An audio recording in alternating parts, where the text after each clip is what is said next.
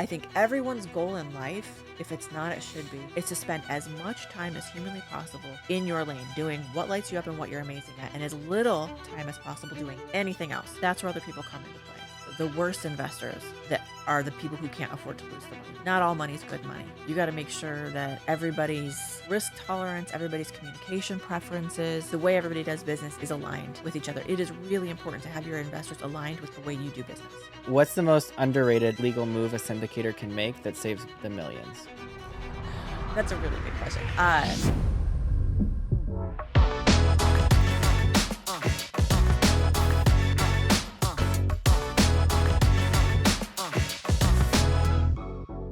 Welcome to Built to Scale, the podcast where vision meets action. I'm your host, Quinn Schilz, founder of Master Roofing, and I'm here to pull back the curtain on building world-class teams, scaling companies, and turning bold ideas into unstoppable momentum. Let's get to work. Today on Built to Scale, I'm sitting down with a woman who's rewriting the rules of raising capital in the real estate world by making SEC compliance not just understandable, but unshakably strategic. Bethany LaFlam is a powerhouse securities attorney, real estate syndication expert, and founder of Conscious Capital Collective. She's helped ambitious entrepreneurs raise millions safely, confidently, and without the looming fear of legal disaster. Her journey started in high-stakes corporate law, where she climbed fast but hit the wall even faster. That burnout led her to something bigger, a mission to help entrepreneurs scale their empires without sacrificing their peace of mind. Today, Bethany is a legal mind behind countless successful raises, the architect for the Practice Safe SEC framework, and fierce advocate for building wealth the right way. We're talking about raising capital the legal way, escaping grind culture, building a legacy that lasts, and how to scale with integrity, confidence, and freedom. So buckle up. This episode is going to be packed with truth bombs, legal gold, and mindset shifts that might just change the way you build your business forever. Let's dive in. Welcome, Bethany. Thank you. Thanks for having me. Absolutely. So what's the biggest lie real estate investors believe about raising capital? I think the biggest lie, well, there's the biggest mistake and the biggest lie. I think the biggest lie really is that it is only for really big companies. Or only for really big operators. Okay. And that is just simply not true. Everybody can raise money. Now, not everybody should raise money, but everybody can raise money. And legally speaking, you don't have to be a big enterprise to do it. You just have to be mindful and have a good team around you to make sure you do it well. Got it. What's the fastest way to land in SEC hot water, and how do you avoid it? Well, that's going back to the biggest mistake. And that is, I think the biggest mistake people make when raising capital is trying to pay other people to raise capital for them who aren't licensed to do so. What do you mean? So the rule is you have to be a licensed broker-dealer, a registered FINRA broker-dealer, to get paid to raise capital for people. Right? Okay. So most of us that are out raising money to build our businesses, we're under an exemption from having to have that license. So the law says you got to have this license unless a few things happen. And one of those things is you're raising money to operate your own business. That's called the issuer exemption, and that's what most of us are operating under, and that's what all the people in this real estate space that we're talking about are operating under. Where we run into trouble is where the person who's the operator is allowed to go raise for their own business, but then they go pay an outsider to raise that money for them. That person's not under the exemption, which means they have to have the license. What do you mean? So if somebody so you can raise money for your own business, that's not a problem, right? But Correct. Then what's the problem when people do So what? let's say, for example, you need to raise money for your business. Okay. And you come to me and you say, hey, Bethany, it seems like you know a lot of wealthy people. Yeah. I'll give you 10% of my company Yeah. if you go raise for me. Okay. Okay, well, I'm not licensed to do that. So I can't just go to my buddy and say, raise money for me. And here's some compensation, any compensation. Got could it. be You can't give 'em a equity, kickback. cash, a car. Got it. You know, any kind of, it's called transactions-based compensation, and it can be anything. That's what's not allowed. Okay. So what we tell people is if anybody's raising money for you, they better be a partner in that business because it's got to be raising money for their own business. Totally. Okay. That's the biggest mistake I think people make. Now, is the SEC out there throwing people in jail for doing that? No, not necessarily. They could be out there looking for those kinds of violations at any time. Jail is usually reserved for, the people that are actively trying to screw over investors. So you're probably not going to go to jail for doing something like that, but you could be fined. You could be barred from raising capital in the future. It's called disgorgement. You could have to give all that money back to investors you raised from. So some bad things can happen. Yeah. And it's just not worth doing if you have to be looking over your shoulder all the time that you're going to get into trouble. Does that mean that people don't do it all the time?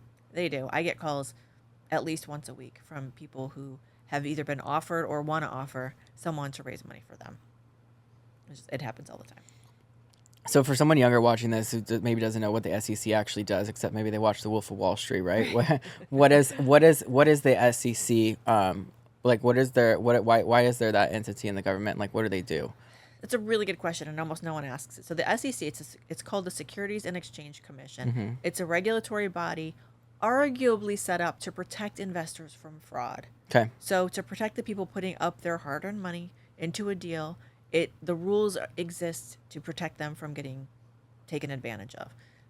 One could argue that government bodies are not always there for the protection of the citizens. They're there to protect the capital markets, or they're there to protect the status quo. And I think in some economic cycles and in some political environments that might be true, but at least the company line is that they're there to protect investors from us who are out raising money. Mm-hmm. And so we, at the SEC attorney side, we exist to protect the people that are out raising, to make sure you don't get in any trouble, to have it. So you don't work for the SEC. You work as for the actual people, like the raising the money or capital raisers for their businesses. Yeah, I work for private real estate investors that are looking to scale their business using other people's money.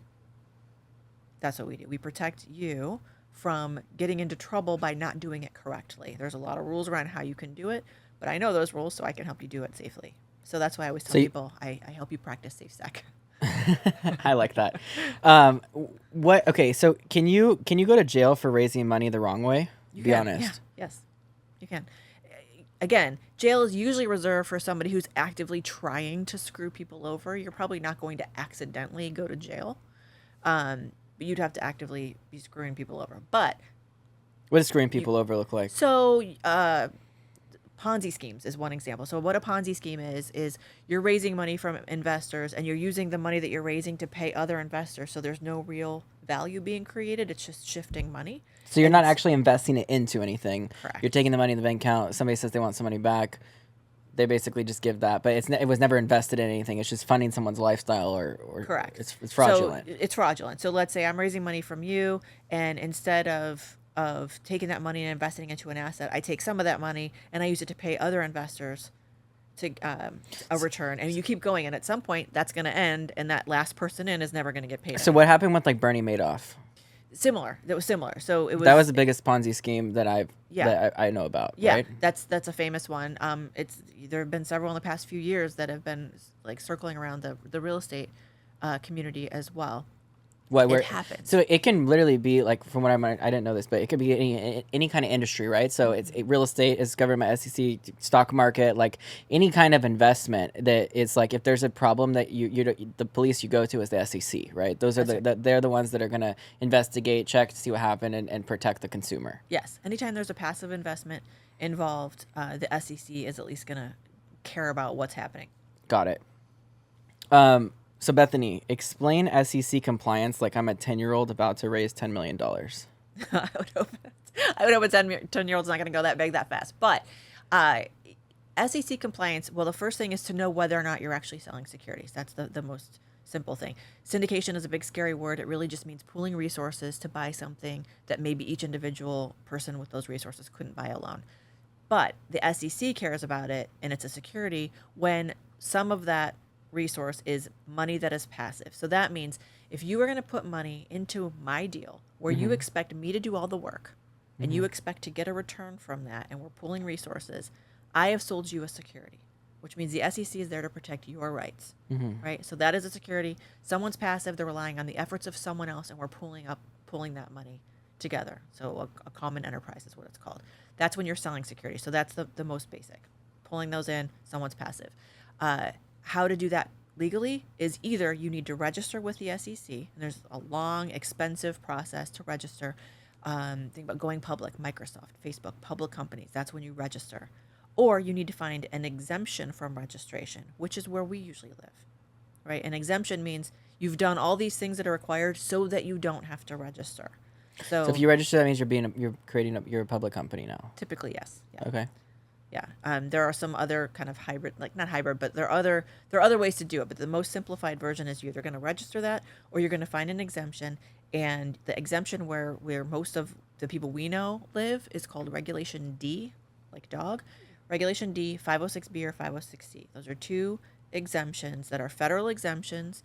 And it doesn't matter what state you're in. If you follow the rules for those two exemptions, then you don't have to go register, and you can take those you could sell those securities. You could take that passive money. Got it. It's about as simple. I know it's not maybe 10-year-old level, but maybe 12. That makes sense. So you've said you help people raise money safely. What's the unsafe way people raise it? Well, one is paying people to raise the capital for them. Two is not giving the risk disclosures that are required to follow those exemptions. So not following the exemptions that I just mentioned, right? So if you don't register, you got to find those exemptions. One of those exemptions is called a 506B, like boy.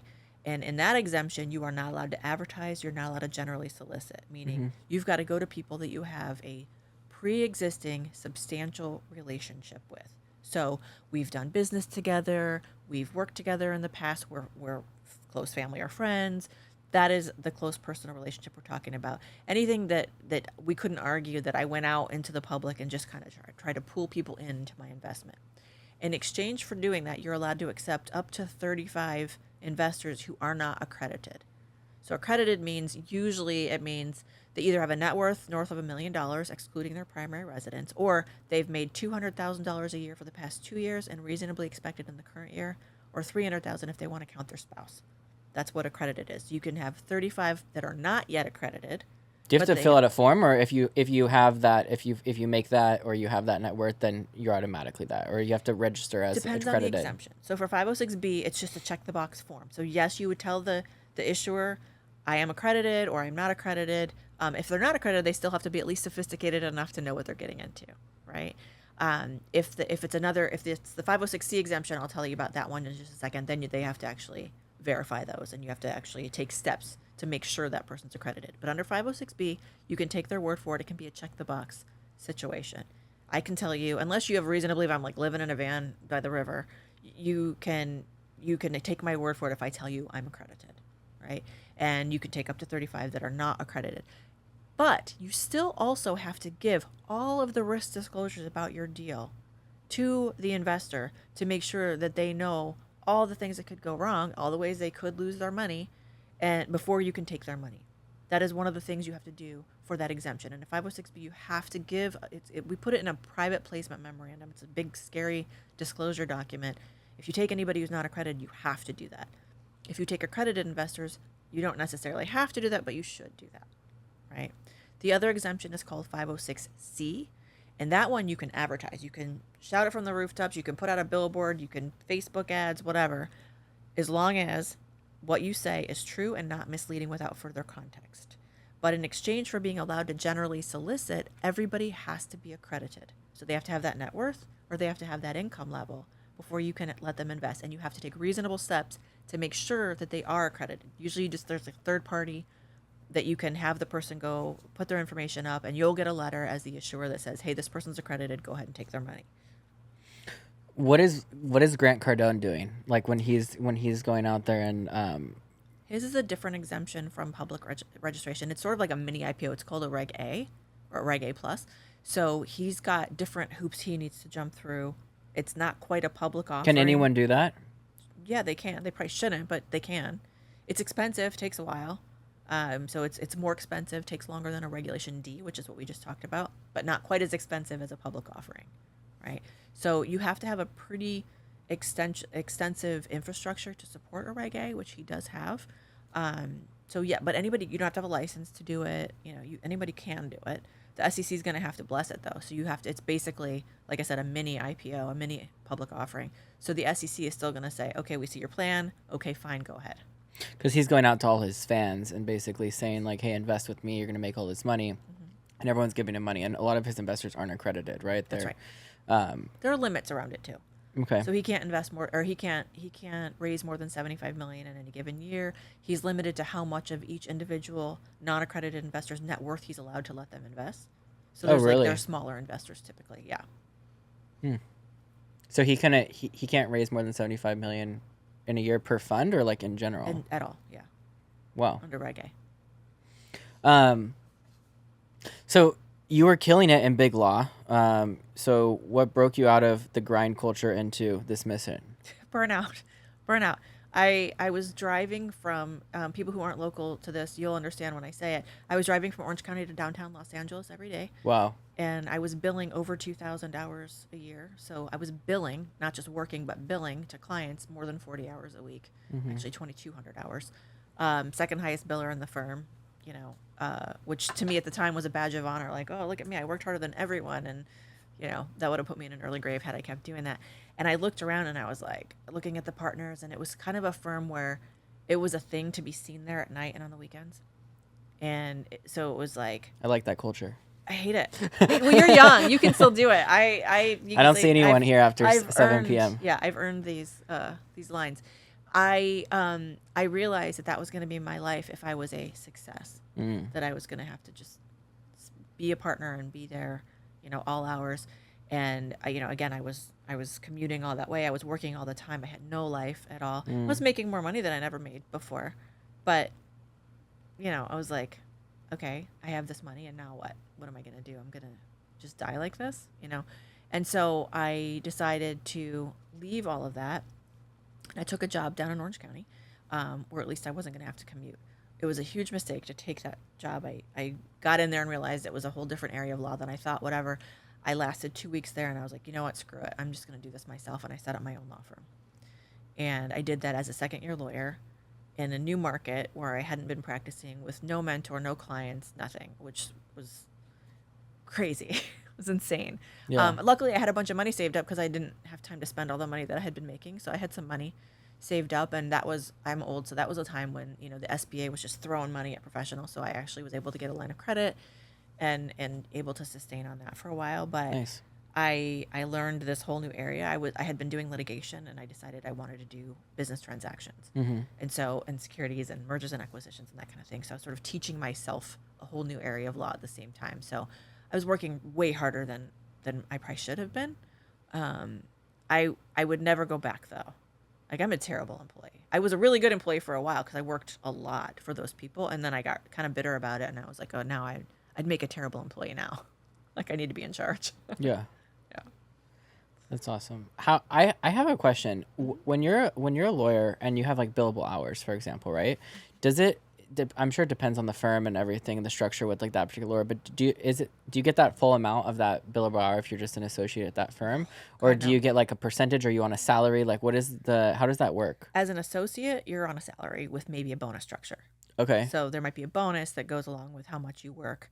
Right. Because it's just associate and partner, or there's other levels? It depends on the firm. There's usually a couple levels. There's an income partner or an equity partner. Mm-hmm. So an income partner might make more bonus based on what they bill and like eat what you kill. Meaning, if you bring the clients in or you do the work, you get a little bit more. Equity partners are based on profitability of the whole firm, taking into account they get all a percentage, a piece of the pie of the. Yeah. Okay. Yeah. And usually equity partners take a salary cut first, so you get less of a draw. And then you make it up depending on how profitable the firm is. So when you started out at that big firm doing 2,200, I was not a partner. So you're making like a bonus off of all those hours, maybe? Actually, or just I was a salary? A contractor at that firm. What does that mean? So I made what was it?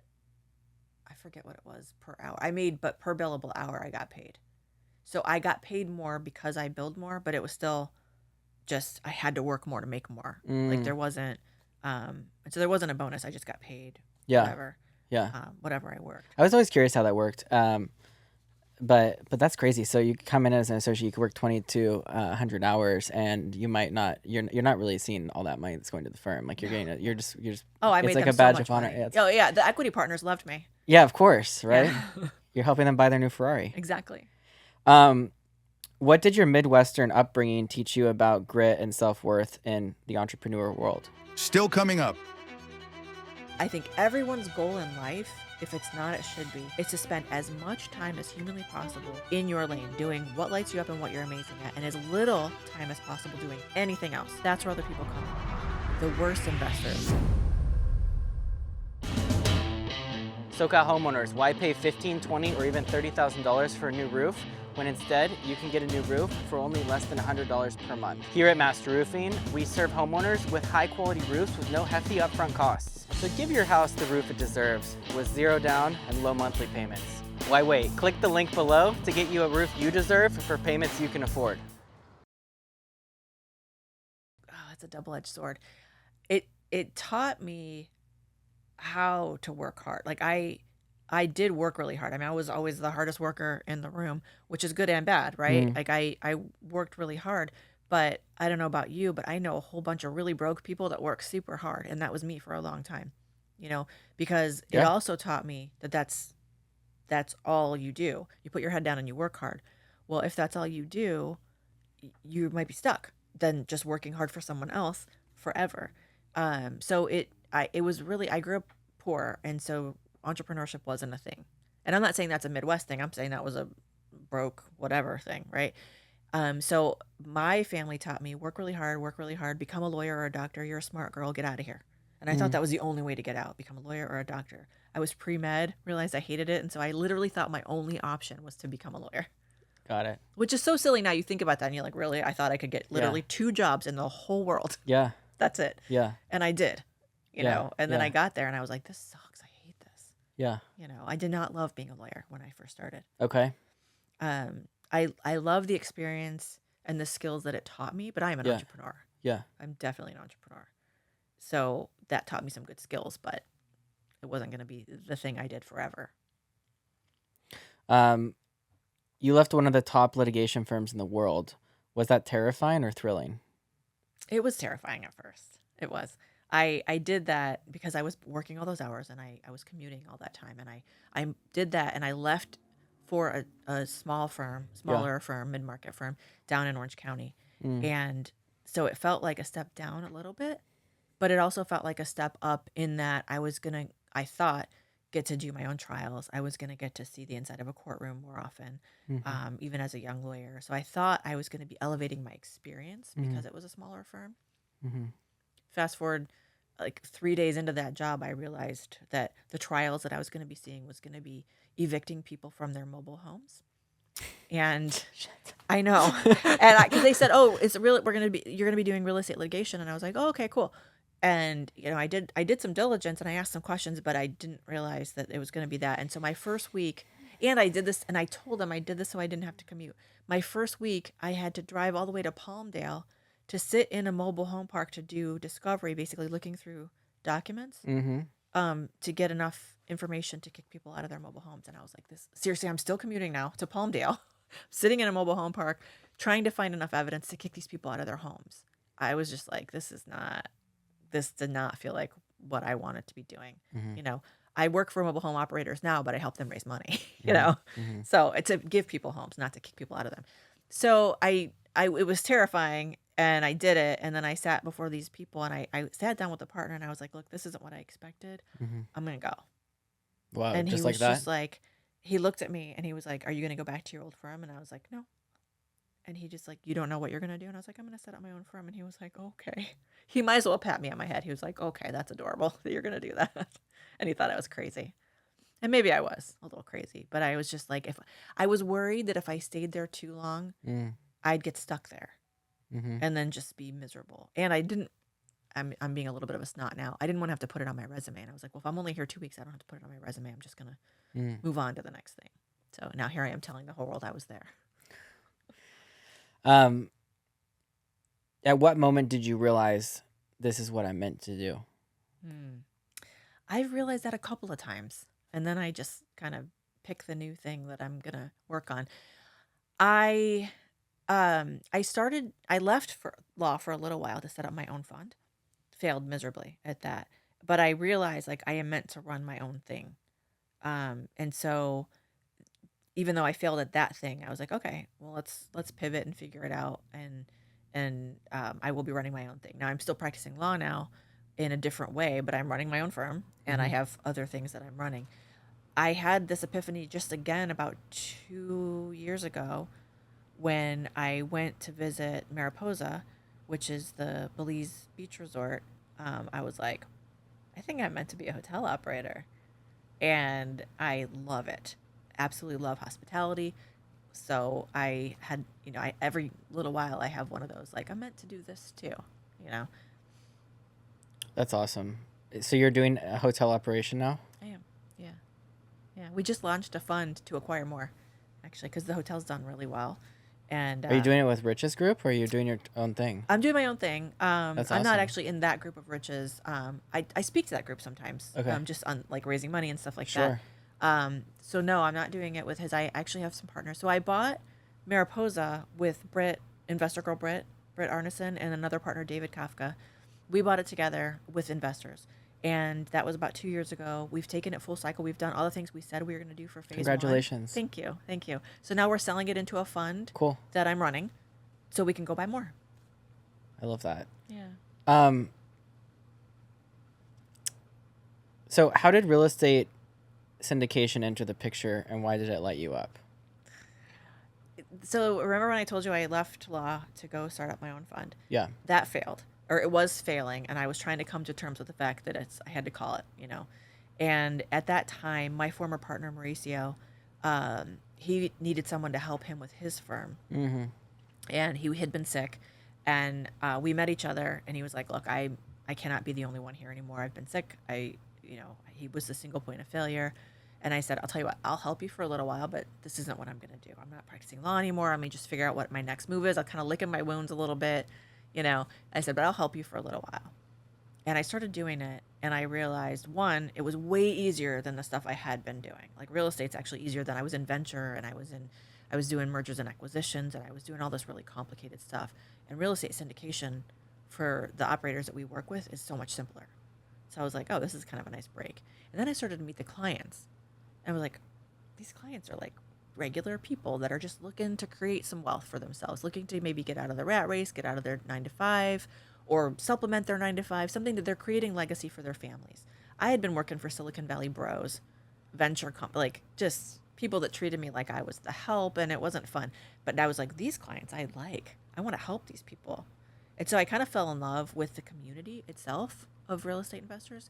And I kept doing a little bit more and a little bit more until Mauricio was like, all right, what do I have to do to get you to just do this with me?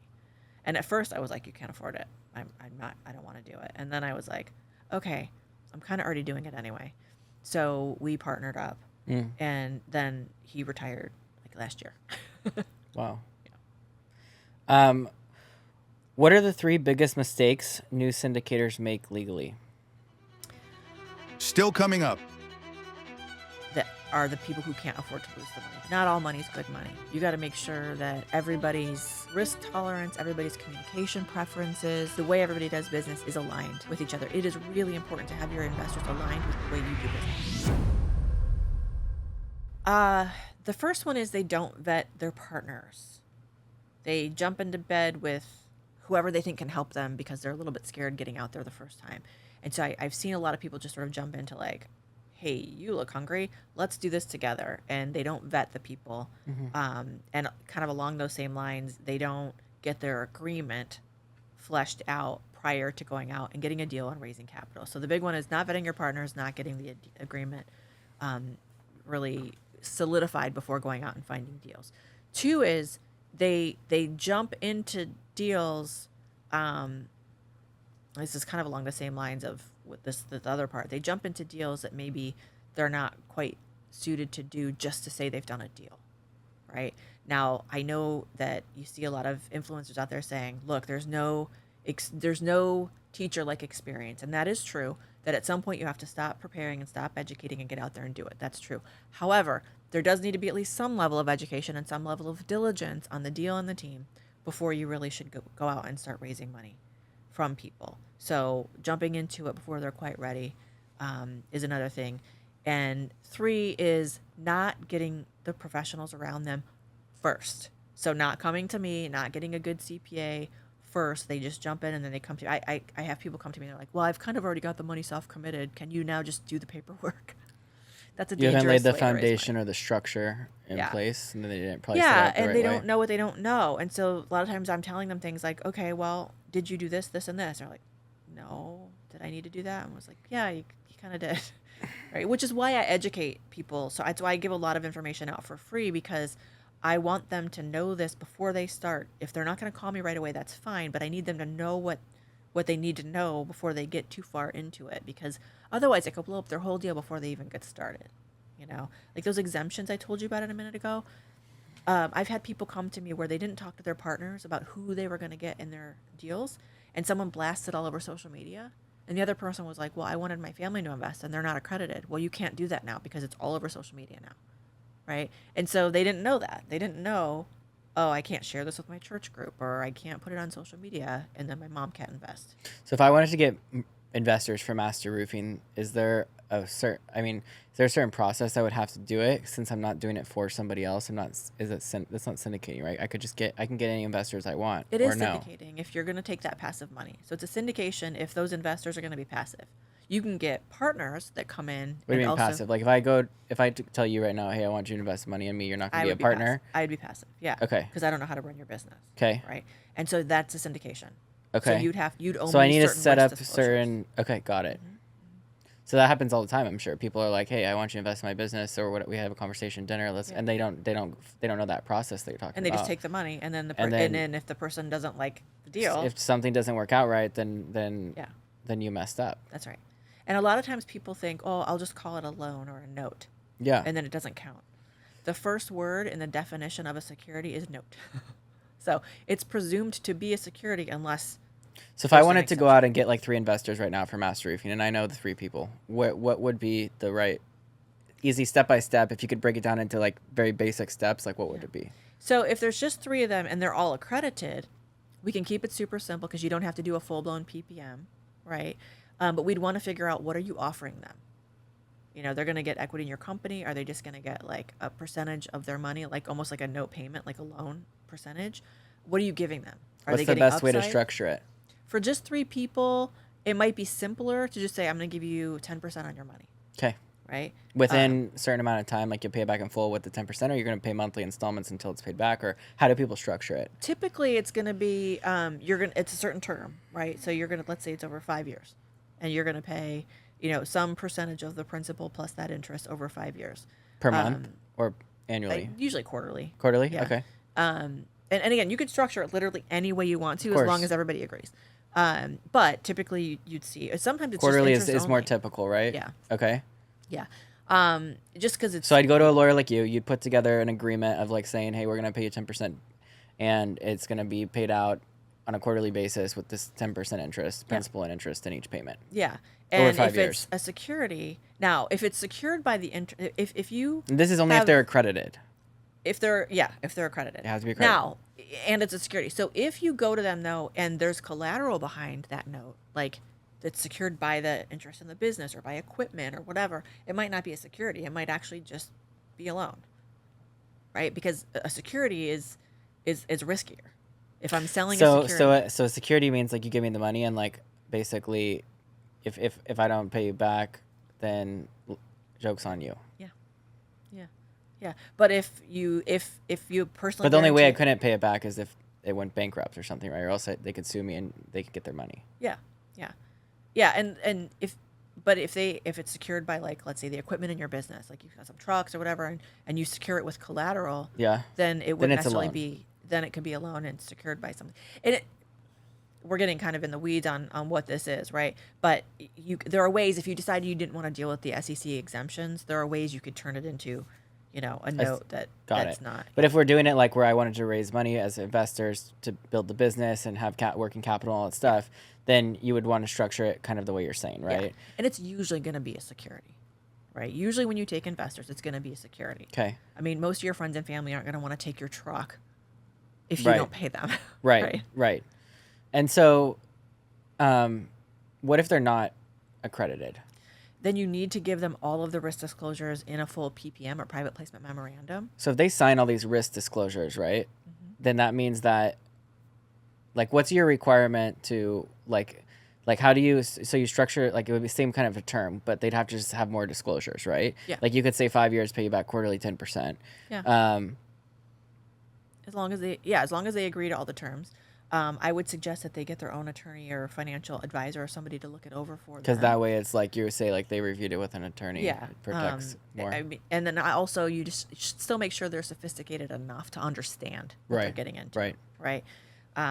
But yeah, if they're not accredited, you can still do all those things, but you have to give all the risk disclosures. I would make sure they really understand it, because the worst investors that are the people who can't afford to lose the money that they put, because you will never hear the end of it. You will hear from them all the time. They're not going to just wait. Like, you want to make sure people are sophisticated enough to know this process, because otherwise the worst thing you can hear is, well, I took the money because I trusted you. Don't do that. Make sure you think it's a good deal, right? Because you need them to understand what investing even is. You need them to understand it's not just a loan, for example, right? That, hey, if the business doesn't do well, you're not getting paid back. So many questions are coming to mind. Like, I get that a lot. like what happens if, like, you can't make payroll, like, and like there's other issues in the business? Does the investors' money get paid first, or no? Their payments would be delayed? Get paid out of profit, and profit doesn't count until you've paid all of your payables. Right. Now, if you're taking huge distributions, that could be a problem. But even if it's already set up that you're on salary because you're running the company, that would still get paid before there's profit, as long as it's disclosed and all those things, right? Right. This is super interesting, because as I want to scale my business and I have goals, I think obviously you can do so much by rolling the same money you keep putting back into it. But I was always kind of wondering how to build with investors' money and how to bring that in and still not give up equity in the company. And so, like, maybe doing it where you could give a return, a percentage or something could make sense. Yeah. Yeah, and there could be non-voting but maybe equity just getting too. a line of credit would make more sense then. That's usually cheaper money, right? If you can get it, a line of credit's cheaper. Yeah. Well, usually. Yeah. Well, 10%. Yeah, you can probably get less than 10% line of credit. You probably can, and again, what investors get get can fluctuate too. Yeah. Like, for a while in 21, people were like, "I want more," you know, because everybody was making money. Everybody tripped when the over. market's hot, everyone's like bullish and. Yeah, and then it was way better to just get debt. Got it. What would you do differently if you were raising your first $1 million again today? I would vet my investors with a lot more scrutiny. Not all money's good money. You got to make sure that everybody's I won't say personalities, but everybody's risk tolerance, everybody's communication preferences. The way everybody does business is aligned with each other. It is really important to have your investors aligned with the way you do business. What do you mean by that? So, for example, if I have an investor who wants to hear from me once a week, that might not be the best investor for me, right? If I have an investor who says, if you veer off of this business plan, I want to know every little thing before you do it. You can't have somebody that's micromanaging you. You gotta let me make you your money back. That's right. So you've got to make sure that you're aligned with the investor. Some investors don't want to hear from you at all. Tell me when I'm getting my money. Here's my banking account wire information. You know, and just send me money, and then you'll never hear from me. Okay. So it just, and then also you want to find out, like, hey, sometimes markets fluctuate. This is a long-term investment.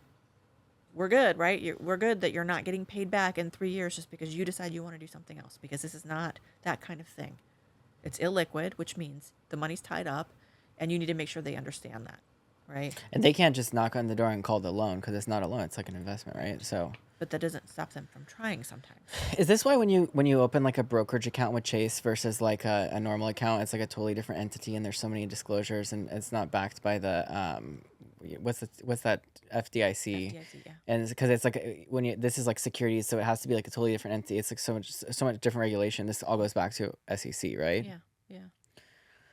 So what is Warren Buffett considered? Because Berkshire Hathaway, right, is like a public company. Still coming up. What's the most underrated legal move a syndicator can make that saves the millions? That's a really good question.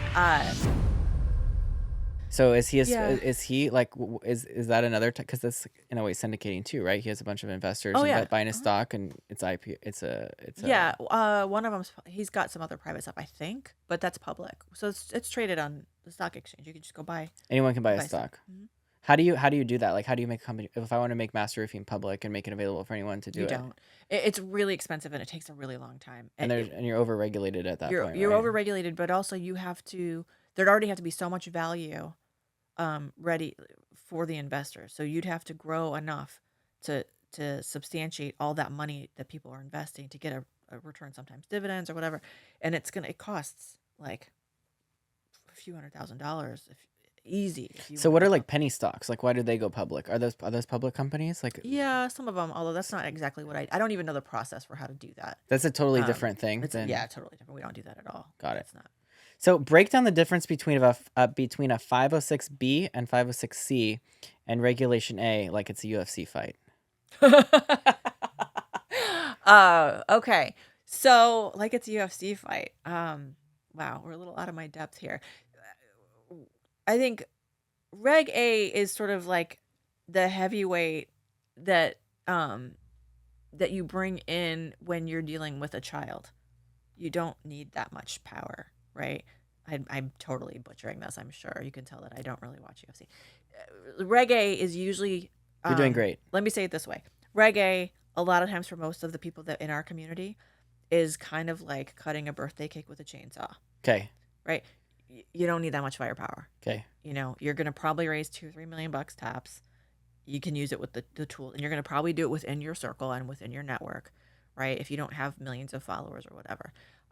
So it might be a head-to-head matchup with 506B and 506C, and in fact, sometimes people do both for the same property.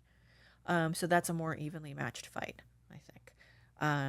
And whichever one is favored is really going to depend on who you're trying to reach, who's your audience, and how you intend to reach them. Right? I'm getting lost in the analogy a little bit here, so let me just try to back up on the UFC thing. I think, did you want me to yell and scream? Because I can yell and scream Go if you for want it. me to do that. The 506, I mean, you actually, we could have it be sort of the 506B is for the folks that aren't necessarily already rich. Kind of the 506C folks could pound on them. But I think you really want to look really at the bigger difference is who's your audience, Yep. and how do you want to get a hold of them? Yeah. That's the biggest difference between 506B and 506C. And Reg A is its own. That's a different fight. That's a different weight class. Got it. You did a great job. Thanks. So can you so okay, got it. So Regulation A is like the chainsaw, it's like the heavyweight, that's like the crazy regulation, right? Yeah. And then 506B, 506C, they're kind of like the same with going back and forth, just different. There's a few differences to them. Yeah. Okay. What's the most underrated legal move a syndicator can make that saves the millions? Well, I actually think the 506B to 506C transition is underrated, because it can save you a ton of money in violating an exemption if you kind of get in over your head. And what I mean by that is, let's say we're doing a deal together and we don't have a huge audience. I'm sorry, let me back up. Let's say you and I are doing a deal together and we don't have a whole bunch of rich friends and family. Okay. Right? Which is true of me, actually. So we put a deal together and we're like, all right, I at least want to try to get my family in to this deal, help people create wealth, whatever. And that's kind of low hanging fruit, but I can only get maybe 500,000 in. Well, in the same property, you and I can do that. We can bring in all the people we know really well, bring in 35 non-accredited investors. We can then stop that and then start to advertise to your whole podcast audience and whoever's following us on social media or whatever, and we can bring in some more accredited people to fill the rest of that up, getting the best of both worlds, right? So we can still advertise and we can still increase our reach, right, by advertising this deal that we're doing, but still letting those friends and family in first. So you can do that if you set it up properly. You have to start with the 506B first and then go to the C. Because the minute you advertise, you're no longer allowed to bring in anybody who's not accredited. So it's got to be in that order. What is Rich doing? Like what kind of a... He did a B to C. He started off as a B and he moved to a C. But now he's a 506C because he's got such a big audience. So you start with B, then you move to C, then you move to Reg A. Mm-hmm. Well, no, you don't even probably need to move to Reg A. Most of us are never going to need to move to Reg A. Reg A is like Grant Cardone. Yeah. Got it. So it goes up to 75 million. And then if you're good above that, then you go public. Yeah. But he's not going to need to do that. Unless you're a REIT. I think that's what he wants to do eventually. I don't know. Then that's public. Yeah. Right.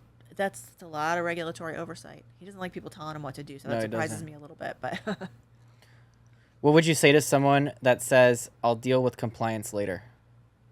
You will. You might not like how it looks. It is cheaper and easier to deal with compliance out of the gate and up front. It is going to be more expensive and scarier to deal with compliance later, because if you don't actually deal with it and you're forced to, that's where it starts to get expensive. You got to pay people to undo stuff that if you had just done it right in the first place, it would be easier. And the one thing I will say, and it's unpopular and it might hurt some feelings, but if your deal can't afford compliance up front, it's a shit deal. Don't do it. Sorry, I swear on you. No, you're good. You're good. It's okay. We keep it real here. So what do you see coming down the pipeline from the SEC that everyone should be prepared for? It shifts a little bit in terms of what is getting enforced and what's not getting enforced. I think we're going to see a little bit more crackdown on the public facing like influencer investors. I think we're going to see a little bit more regulation come down on what you can say publicly. I also think that we're going to see a shift in what an accredited investor is. I think the numbers are going to go up. There's been threats of that happening for years and years and years. It hasn't happened yet. There's been talk of it going all the way up to 10 million instead of 1 million. I don't think that's going to happen. But that level of what the threshold is to be accredited has been the same for a really long time now, and it has not shifted with inflation and everything else. Like $1 million now is definitely not what it was when the regulations first came out. Got it. I personally don't think it should change. When did they come out? Do you know? Gosh, it was 15 years ago, maybe longer. I should know that, and I don't know. It's been a long time. Got it. Yeah. So, but basically if it goes to 10 million, that's going to be a much higher barrier of entry for a lot of people that want to invest in, because a lot of investments, like you said, you can't invest unless you're accredited. So that's right. That's a huge thing. Yeah. What is practice safe SEC, and why is it blowing up in the syndication world? Well, that's just a term that I use because I think it's funny. I always say practice safe sec. I said it wrong. It's blowing up. It's blowing up because I keep saying it, I think. Yeah. So what I tell people is I help people practice safe sec because it gets people to listen. And then I always say you should not engage in sec until you are ready and with someone that you trust, and you should always use protection. So I think it's blowing up because people think it's funny. It's not. I should ask it again. Practice safe sec. Yes. You talk about other people's opinion, OPE.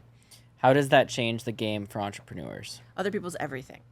Sorry, I'm fucking up these questions. It's okay. It's all good. That's why we have editors. Yes, 100%. Micah? Doesn't work. Okay, you talk about other people's everything. How does that change the game for entrepreneurs? It is a way to scale. You talk about scaling. It's a way to grow, but not just grow, scale without burnout. Other people's everything is a way to get out of that entrepreneurial trap of thinking you have to do everything in order to grow, because growing by doing everything yourself isn't scalable. It's not scaling. That's just doing more work. So other people's everything, and I wrote the book on that. It's called Other People's Everything. And it tells you the framework for how to let go of other people's crap that you don't want, and then leverage other people's everything else so that you can actually figure out what it is you're amazing at and what lights you up both. What do you mean by let go of other people's crap? Other people's goals for you, other people's opinions, other people's baggage. Yeah. Growing up, like I told you, people told me, smart girls to get out of Ohio. Doctor or lawyer? Doctor or lawyer. Well, I didn't really want to be a doctor or a lawyer, so that was not my goal for myself. That was someone else's goal, someone else's expectations, right? And so you have to let yourself really kind of dream about what is it that I really want, you know? So that's one thing. You want to let go of all that other stuff. And then figure out, it's really important that it's both. Figure out what you're amazing at, but also what lights you up. That's your lane. The goal, I think everyone's goal in life, if it's not, it should be, is to spend as much time as humanly possible in your lane, doing what lights you up and what you're amazing at, and as little time as possible doing anything else. That's where other people come into play. There are people, believe it or not, out there that really love and are really good at underwriting. I can't fathom that because I hate it. I'm terrible at it. Okay, that's their lane. I want to spend no time doing that because I'm good at this. And that person probably doesn't want to do what I do. So there is probably another person who can do all the crap that you don't want to do. And that frees you up to do only what you want to do. And I used to not think that I got to do that, right? Like, oh, I'm an entrepreneur. I work harder than everyone else and I have to do all the things and I can do all the things better than everybody else. And that's not true. I'm not better at all the things than everybody else, right? And I'm not happy when I'm doing all the things. And so the idea is you can actually scale and have this extraordinary life and scale your business without killing yourself in grind culture. That's OPE. How can syndicators stop doing everything and start scaling smarter? I think the very first step is to figure out what your lane is. Be honest with yourself and figure out what your lane is. And you've got to shed other people's expectations of you first to do that, right? So what is it that lights you up that you're like, you wake up in the morning, you're like, oh my God, I hope I get to do this today. And you're also really amazing at it. Whatever that is, you got to be honest about your, what that is. Right. And that it's harder than you think though to do that, because a lot of times people are like, I don't have time for daydreaming. I don't have time for that shit because I got to make payroll, right? Once you start to practice that, you realize payroll gets made easier because you have someone who can help you. So the next step to that is then the first easiest thing to offload is get a really good executive assistant. It doesn't have to be this huge move at first. Stop checking your own email. Stop doing your own calendar. Simple stuff. Dan Martell talks about this in his book, Buy Back Your Time, right? Yep. I was just reading that book. Yeah, it's fantastic.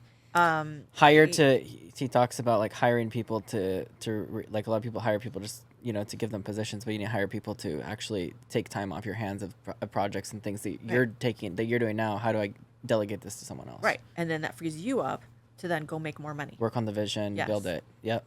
Yeah. And you just keep doing that until you're only doing things in your lane. What systems do you teach to help people sleep well at night while raising millions legally? Well, the first thing is I say create a system for how you're going to capital raise. And that is identify, again, who are your investors and how you're going to reach them. Use a good CRM. I mean, I didn't create that, but I say use it. Use a good CRM. Use a good investor portal. You want to create records. You want to have it in a place that's all, done for you. Use other people's technology, right? So use the systems and technologies that are in place already to take that all that off your mind. Organizing all this investor stuff is a lot. Yeah. It's a lot, and it can be done for you pretty easily. That's a pretty basic one right there. Also, teach your team what the rules are. So I can sit here and tell you what all these rules are. You're not allowed to say this on social media. You are allowed to say that on social media. But if your team who's posting for you doesn't know, they could get you in trouble. So have it be, everything needs to be in an SOP. Everything needs to be communicated with the rest of your team. Do you how do you get your team to build SOPs? Like do you build the SOP yourself if you know the way, or do you have somebody in your team who's like, when I'm teaching this, you're gonna create an SOP on this? So I have somebody in my team who does it. Okay. So I will, a lot of times I'll do like the video method. Dan Martell talks about this, like the video method. I record myself saying, here's the goal. So everybody on the team knows my vision. Everybody knows what my 3-year vision is. I read a lot of books. There's traction. We actually do follow EOS. We just started implementing it. We do follow So we do that. level 10s and we do level 10s. And wow. then another book that I think is really great. Brandon Turner actually had suggested this book to me, which is Vivid Vision. I've read that. Yes. And so I wrote the Vivid Vision. I communicated it to my team. They are all on board. They know what the vision is. I have a really great integrator, my COO. She's amazing. And so you give her the thing on a video, and then she'll go ahead and create the SOPs and make sure that they're adhered to. Or a VA. Okay. You could get almost all this done by using AI now, too. Yeah. ChatGPT. So my ChatGPT is trained to me. Like, it knows the vision. My whole entire book has been fed into it. Like, my ChatGPT knows me, knows my vision, knows all the businesses. So the team will go into my ChatGPT and say, okay, Bethany wants to do this, this, and this. Let's do an SOP for that. Oh, wow. That's so awesome. Yeah. I love that. Technology. Yeah. Yeah. That's cool. So What does conscious capitalism mean to you, and why did you build a collective around it? I love that. Conscious capital to me is creating wealth that is meaningful to you. I don't think that it's anyone's actual goal to just to amass wealth and still be miserable or sick, Mm-hmm. right? And so conscious capital is creating a life that lights you up. Because like my income goal and your income goal, they might not be the same, right? So it's not that. It's not, oh, we made so much money. I want freedom. And what freedom means to me is also probably different than what it means to you. I'm at a different phase in my life.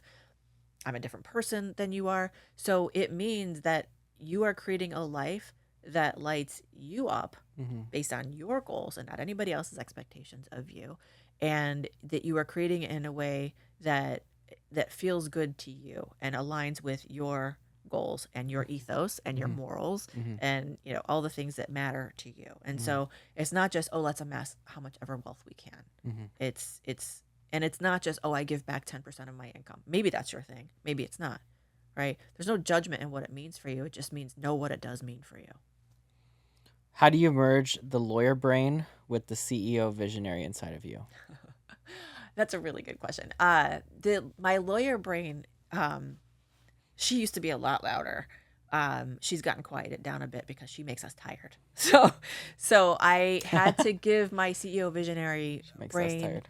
the right to call the shots. Yeah. Actually, and the lawyer brain, she makes us a lot of money though, so we have to let her talk sometimes. But I think it's really just balancing that out of, okay, what is the life I really want, and lets everybody get on the same page about what that looks like. Mm-hmm. And once I got settled there, we kind of found a common ground for both sides of my brain to work. And now every single thing I do has to support every other thing I do, because that's what gets me closer to my vision. And so everybody's on the same page of that. Of this is the vision, and everything I spend my time doing has to get me close to that vision, or I just have to say no. In my book, I call it my abso-fucking-lutely analyzer. And that is, there is a framework that I put all opportunities through, and it's a lot. And if it doesn't scream fuck yes, I cannot do it. I can't do it because it's going to take me off track of my goals. So what does your framework look like? It's got a couple different categories. It's does this align with my top goals? Does this align with my values? Do I have the resources readily available to me to get this done? Is this going to take more time and effort than makes sense for me to spend? Is this going to take more time and effort than my team can spend? Am I going to have to build a whole new team for it? And it's got to align with more things yes than no, right? And so the more you do that, though, the more you can get there faster. Like you kind of shorten that loop a little bit of how do I get to yes or no faster. I want to spend as little time analyzing as possible. And so it starts off as a pretty long questionnaire, but you start to get a feel like this category of things is just going to be out. This category of people is just going to be out, right? There's some people that are just they take too much away to then deal with. It could be, I get really great deals come across my desk all the time from people that I will not do business with, that I'm not doing it.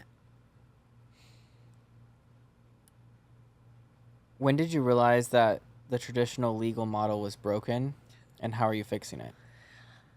I mean, I kind of knew that when I was billing 2,200 hours, a year. It breeds inefficiency to bill that way, and it's not good for the client. It's not good for the lawyer. So I've kind of known always that it was broken, but I didn't think I was in a position to fix it. Recently, what we've done, though, to fix that, because I run my own law firm now, is we actually only bill either on a flat fee or a subscription model. I don't know another law firm that does the subscription model. Never I'm sure heard they subscription exist. model. It's like you're not talking about like a retainer No, when you say subscription. not a retainer.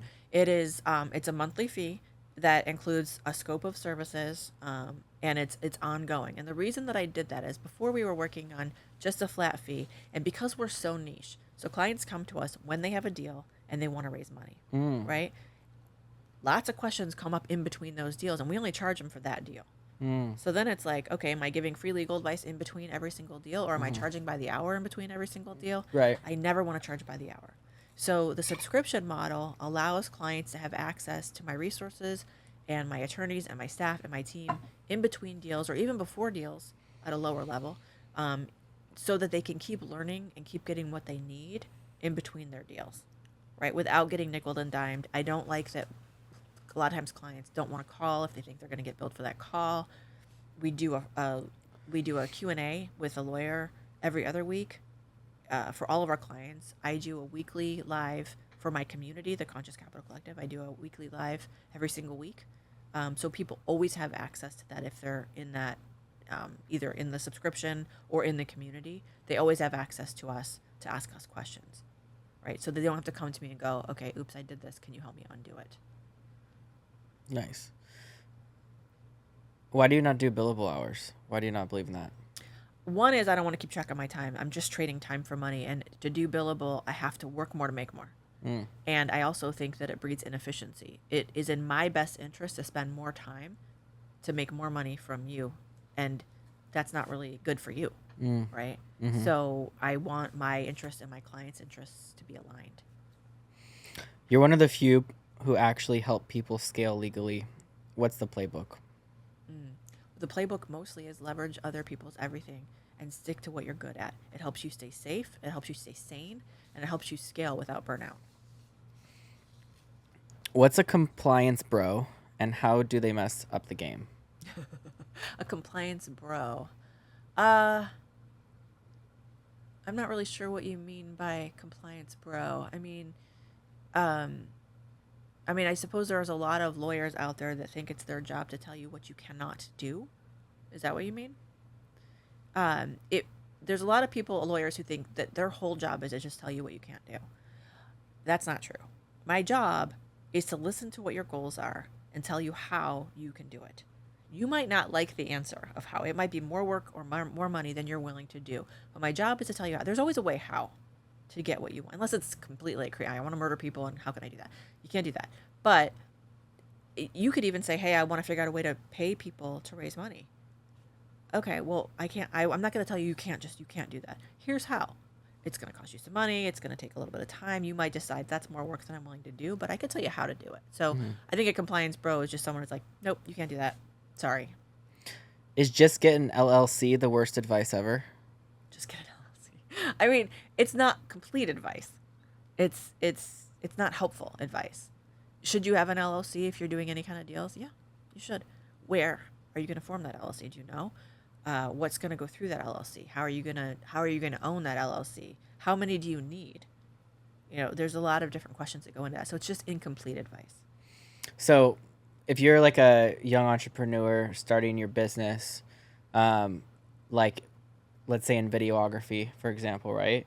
And you want to create like a business, how would you form that business, like in a legal structure? And like what advice would you give them to set up properly to be compliant? Just form an LLC. No, just kidding. You could. I would form an LLC. I would form an LLC in the state where you live. Yeah. And I would set up a bank account in the name of that LLC using the. It's called an EIN, Employer Identification Number. It's not your Social Security number. It's basically the Social Security number of the LLC. Mm-hmm. Get a bank account for that. Treat that bank account like a business bank account. Do not treat it like your personal account. Don't pay stuff out of your personal account sometimes and stuff out of that other account other times. Don't just take money out of it. Treat it like a separate being from yourself, so that the law will treat it like a separate being from yourself if it comes time to having liability. I would say meet with tax and legal advisors up front to make sure that you're setting yourself up to be both protected and also not pay more in taxes than you need to. Being an entrepreneur, you could set it up in ways that could really help you not pay as much in taxes. California's tough because California takes its blood always, but there are still ways to be strategic. I would say start tax planning out of the gate. Is it going to be a little bit expensive at first? Yes, it is. It's still worth it. So I would say those things will at least give you a good starting place to launch your business. I think a lot of young, new entrepreneurs, maybe not young, but just new entrepreneurs wouldn't know about like what you said about like keeping it as a separate entity, like treat it as its own thing, as its own individual, because a lot of people will start a business and then they're using their personal credit card to buy the supplies for the business, and then they're taking money out of the business account when somebody pays to it, and or using the business card to buy lunch and different things. And like they don't understand that by doing that, they're piercing the corporate veil, right? And then that means that if they ever get sued, people can come after what they personally own, not just the business. But if they kept it separate, then only what's owned by the business would be what's available if something goes wrong or gets sued or under question. Correct? That's right. That's right. You did your research. Well, you're also running a business, so. Yeah. So, do you actually need a lawyer, or is that just a scare tactic?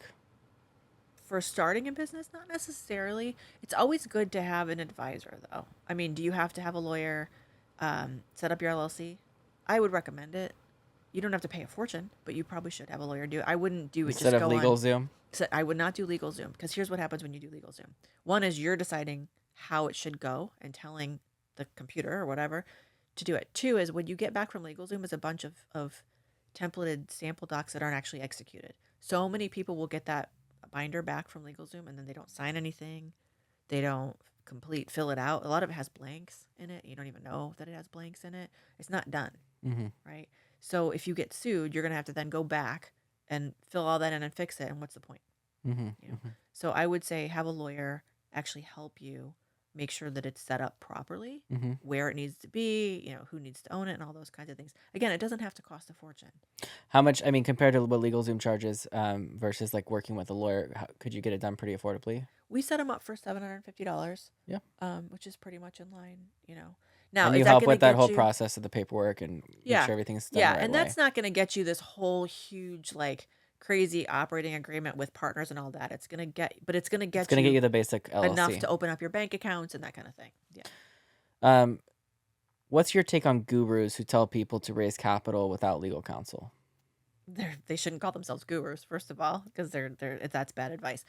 Can you raise capital without an attorney?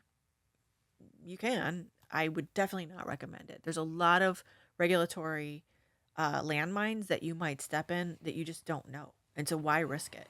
And again, if your deal doesn't pencil because you paid for legal advice, then it's probably not a good deal.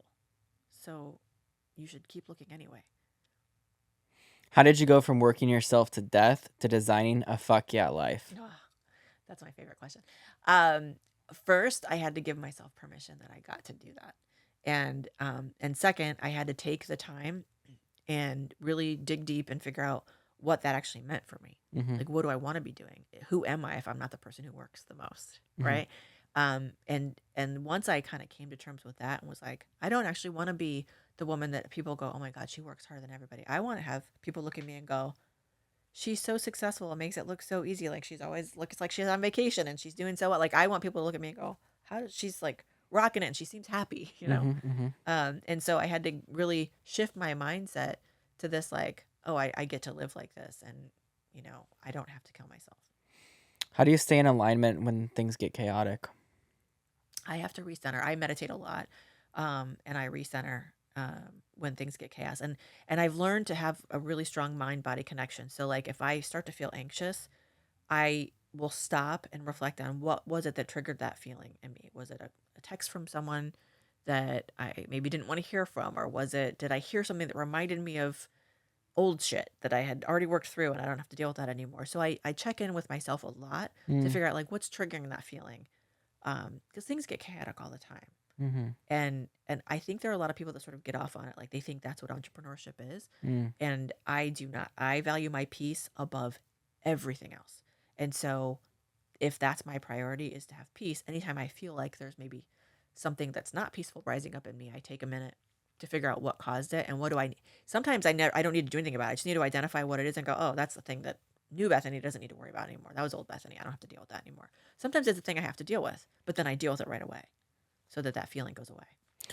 What's been your biggest internal shift in building freedom while scaling impact?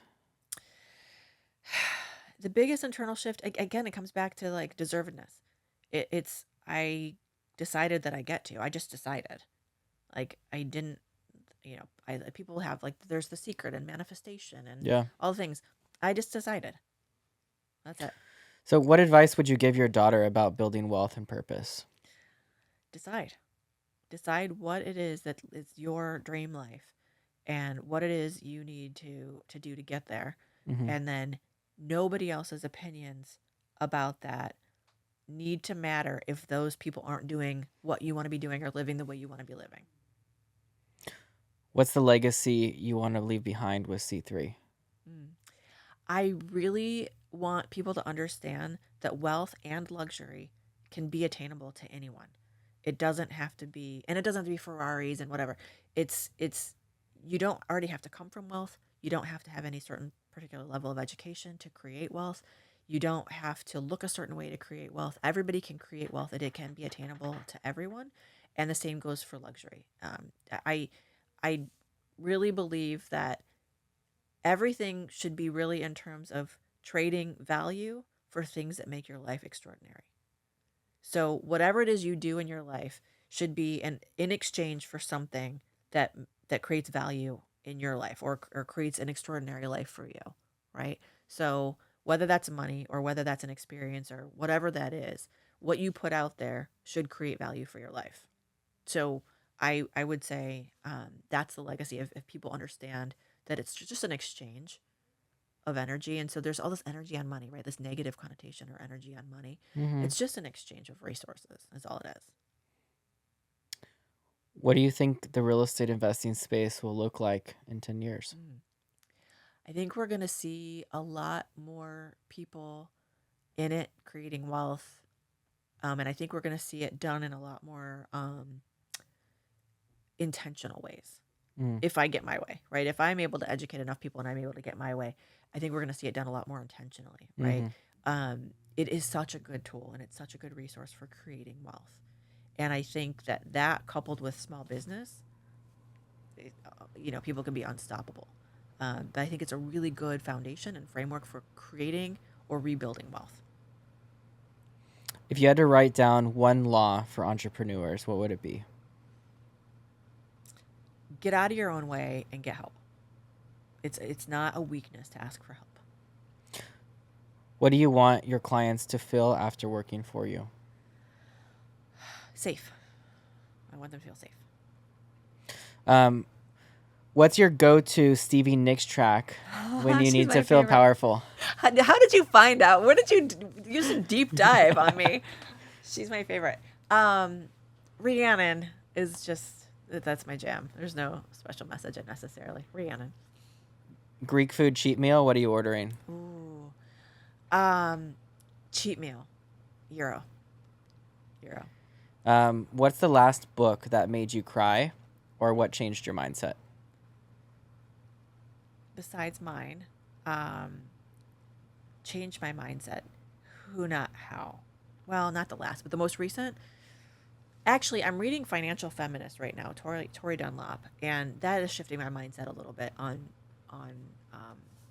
like creating wealth. Okay, last question. You're on a yacht by the water. What's in your hand and what song is playing?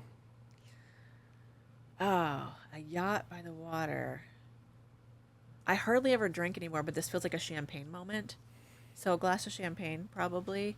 And what's playing? I mean, I think Stevie's probably playing, right? Thank you for coming on, Bethany. Thanks for having me. That's fun. Thanks for tuning in to Built to Scale. If you got value from today's episode, do me a quick favor, subscribe, leave a review, and share this with someone building something great. Your support helps the show grow and makes it easier for me to bring on bigger names and incredible guests like Bethany LaFlam. So thank you. Follow me, Quinn Vincent, on Instagram, YouTube, LinkedIn, and TikTok for daily behind-the-scenes insights and momentum to fuel your journey. Until next time, keep building, keep believing, and remember, legacy isn't given, it's built.